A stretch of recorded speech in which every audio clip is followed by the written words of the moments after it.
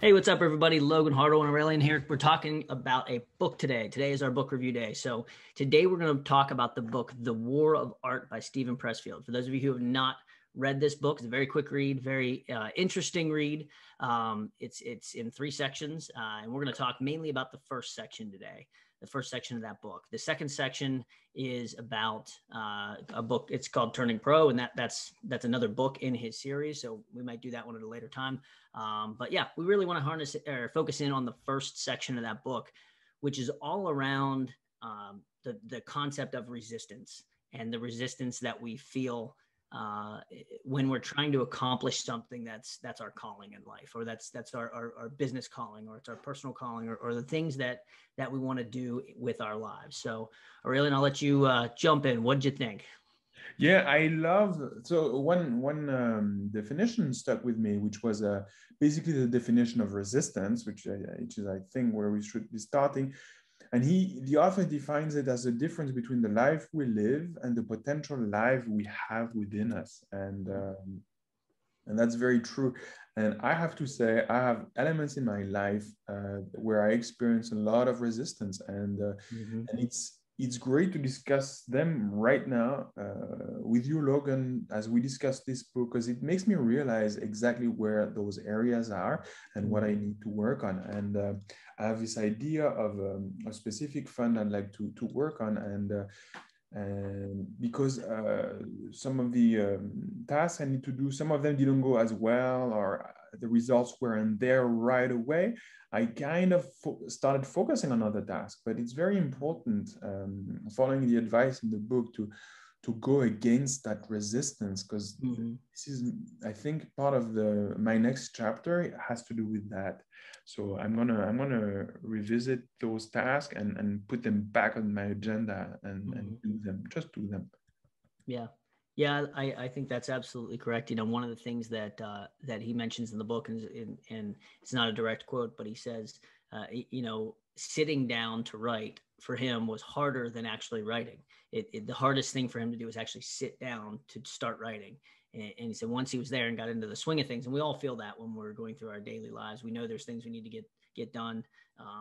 And it's like, man, this thing, for me personally, I know this thing's going to drag on, drag on, drag on. I have these 2 or 3 to-do list items, and I sit down and they're done in 10 minutes. And it's like, why did I push that off so much? And they were so important, right? They're these things that take 10 minutes. And it's like, I need to call this person.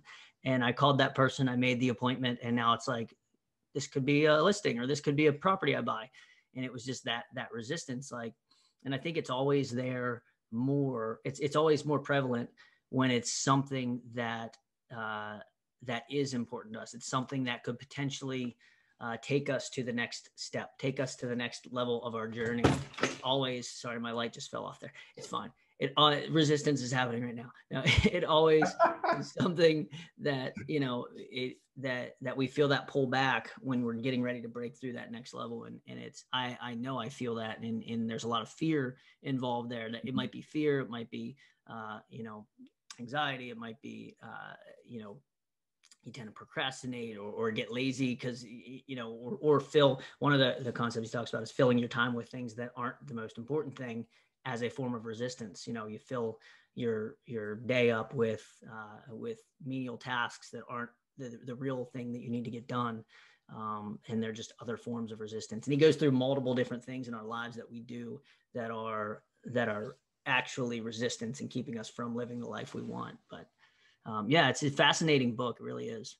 Yeah, and it makes me realize, listening to you, that yeah, there are a few tasks where I know one of them is calling landlords. Mm, I need to do this task, and I focus on the larger task, which is the calls that get me to those phone numbers, the landlord's phone numbers. But I realized that yeah, I need to get onto that, because that's the core of my next step. The next yeah, step of growth for me is by making those phone calls and getting yeah, some answers, and making starting the relationship, starting mm, to create the rapport, and I need to get on that.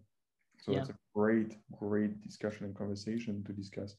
And also another quote or idea that I really like in the book is, do what's important before what's urgent.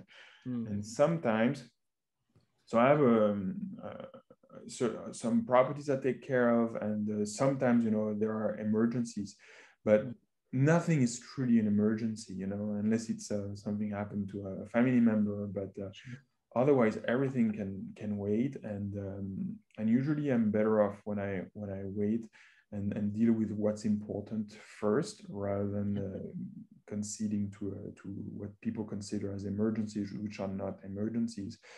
Basically, emergency can be an excuse for someone else to impose their agenda on me, and as opposed to me doing what's really important for me. So that's how I understand this quote.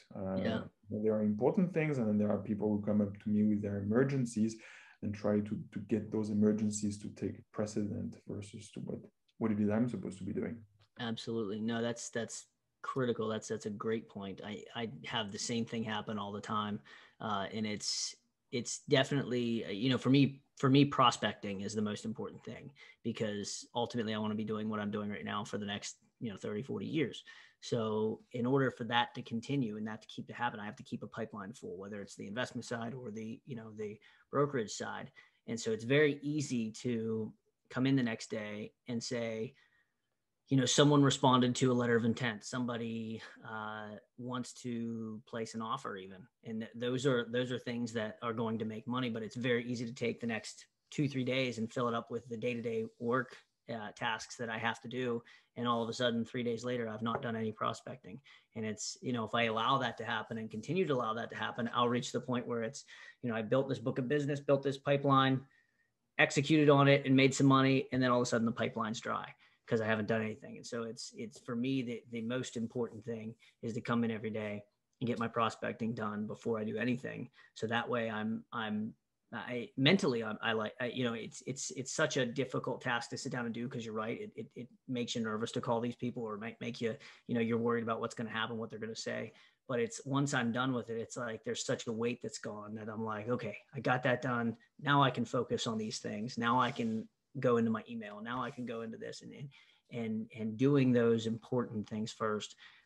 It sets you up for the rest of the day to not have to worry about it. Because even if you skip the important stuff and you're working on the urgent stuff, or you skip the important stuff and you're working on just the menial day-to-day stuff, it's still in the back of your head. You're still thinking about it. And that's where that bit of anxiety, at least in me, bubbles up, where I know, or guilt almost, I know I should have been doing that. I know I should have gotten that done. And when I get it out of the way first, it's like clean conscience, slate's clean. Let's go throughout the rest of the day. Mm-hmm.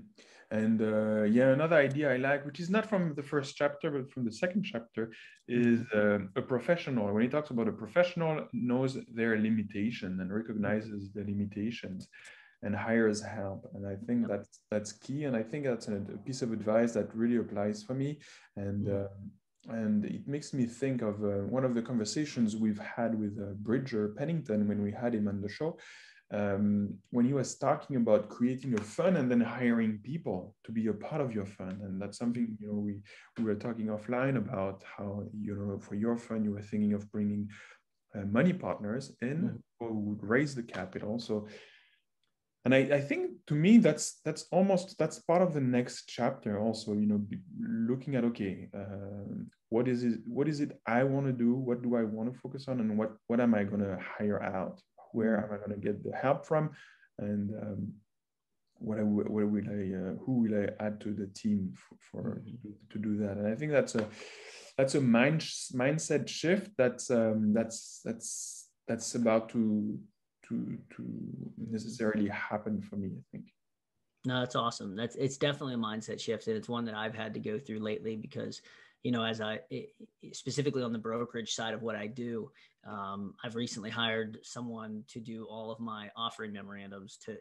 They're a graphic designer, and I was trying to do it in Canva and different softwares, and it will take me 4 hours to get something done right that looks okay. It'll take them an hour to get something done that looks fantastic and phenomenal. And it's just, you're right. In the book, he talks about, the professional does that. The professional hires people who know what they're doing, and the amateur thinks they can do it all themselves. And so, I'm hiring professional photographers. I've got somewhat of a background in the media space, so I can take an okay picture and I can edit an okay picture, not great, but rather than save the money, rather than save, try to, that's the whole point of it for me. It was like, oh, I can do this myself. I can do that myself. I can do that myself. But the professional knows that this person is better and they'll do it faster. This person is better and they'll do it faster. What are the things that I am good at? What are the things that I'm great at and that they can't do? So I'm good at prospecting. When I get there, I'm good at talking to the clients. I'm good at evaluating the investment, coming up with good pricing, and then finding all the due diligence data points that we need to put into that stuff, and then let everybody else do everything else. Let everybody else handle everything. And that's definitely a change that I am personally experiencing as well, and have been in the last 6 to 12 months. And yeah, it's a weight off of your shoulders. And I think a lot, as much as anything, it's coming into the realization of that it is an abundance mindset, that there is enough out there. Cause I was that way a lot. I want to buy this property for myself.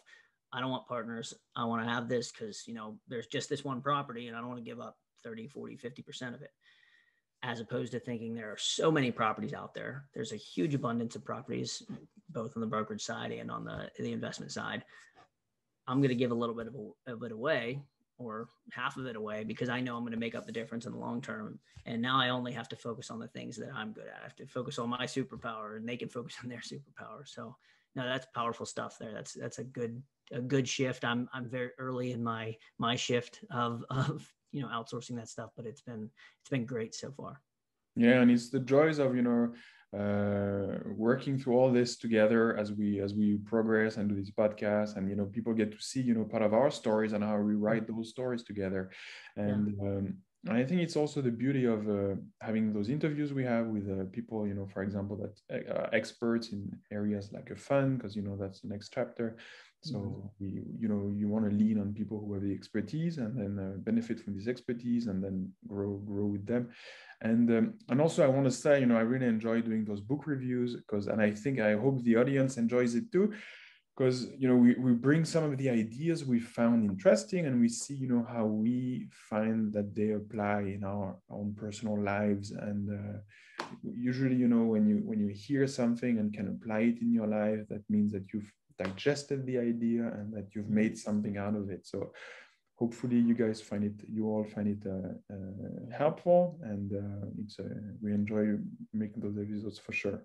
Absolutely. Yeah. So the book is The War of Art by Steven Pressfield. So check it out. Thank you, everybody. Thanks, everybody.